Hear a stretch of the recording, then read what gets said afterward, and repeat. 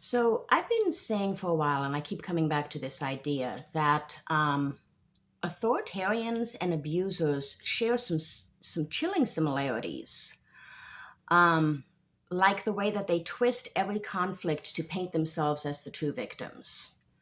This isn't just like bad behavior; it's a calculated psychological tactic documented in both psychology and sociology. From domestic tyrants to political strongmen, this victim flip lets them dodge blame, justify cruelty, and maintain control. Authoritarians and abusers alike exploit core psychological tricks.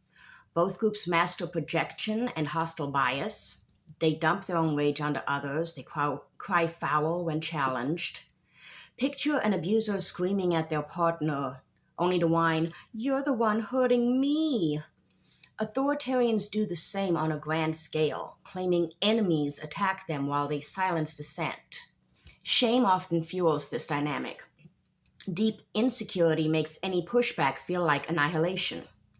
They retaliate to protect a fragile ego, all while insisting that they're the martyrs. Studies link this to childhood trauma, wiring them to see the world as a battlefield where they're always under siege. But I would like to remind you that adults are, in the end, responsible for their own behavior.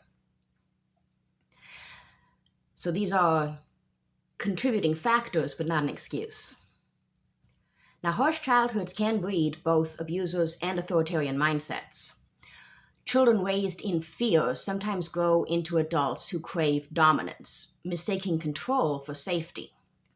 Research shows that men who endured abuse often become perpetrators, trapped in cycles of mistrust and coercion. This creates a dominant submission lens. Relationships aren't equal, they are contests of power.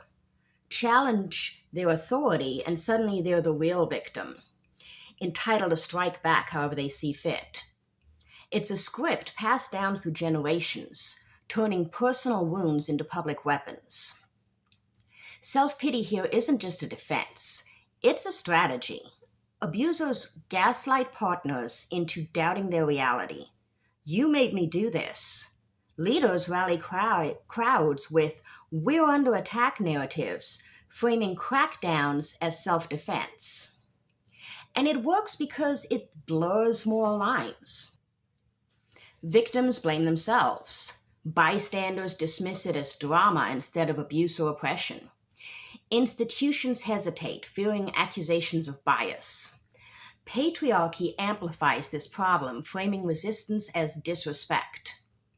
Cultures obsessed with hierarchy hand these players ready-made scripts like "order demands sacrifice." Right-wing authoritarianism thrives on threat narratives that increase public tolerance for cruelty and punishment. It is crucial to recognize and interrupt this pattern, to call out the power imbalances and demand accountability. Therapy can challenge victims' shame, while policy must reject both sides as myths. Both sides myths. Truth must be reclaimed so aggressors cannot steal it. This constant reversal of victim and offender isn't accidental. It's a proven playbook for control.